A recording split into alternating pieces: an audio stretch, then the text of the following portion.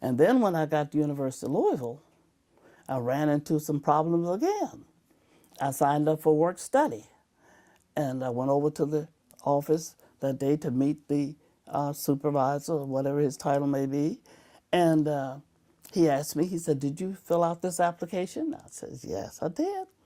And I always had beautiful penmanship. I've been writing ever since I was, cursive writing ever since I was 5 years old. He said, "Well, we need another one. You fill this out for me?" I wasn't thinking that. I said, "Oh, yes." I filled it on out again for him. And he looked at it, and they both looked the same. And he sat there a few minutes, and he pondered. Then he said to me, he says, "You know, your penmanship is beautiful, and everything is all right here." He says, "But the problem is, the problem is, the problem is, you know, those ladies won't work with a girl like you in the office." And he sat there a few minutes, and he was pondering. He was really upset because he didn't know what kind of situation he was getting into. I said, "Well, I'll tell you one thing. If your girls and your ladies don't want to work with me out there because I'm black," I said, "I'll tell you what, go out there and look in that cash register and see what color the money is that my parents have to put in this university for me to attend." And I got up there, and I was getting pretty upset, and I was kind of hot-headed when I was young.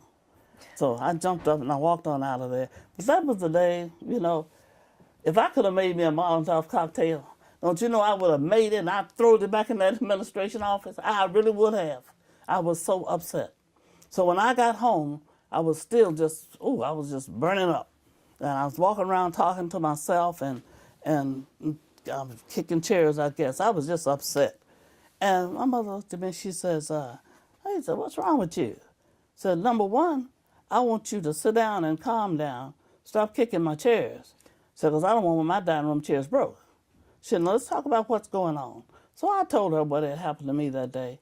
And she said, "This is not the first time it's going to happen to you." She said, "But you're going to have to learn how to handle it." She said, "You cannot fight this battle." And that's about the first time I ever heard racism. She said, "You can't fight this battle, racism, all by yourself." She said, "You got to become a part of something. You got to become a part of the NAACP or some organization to help fight this problem." She said, "It's old. It's been going on." What year was that you were a student in University of Louisville? 1953. And you graduated from high school in what year? 51.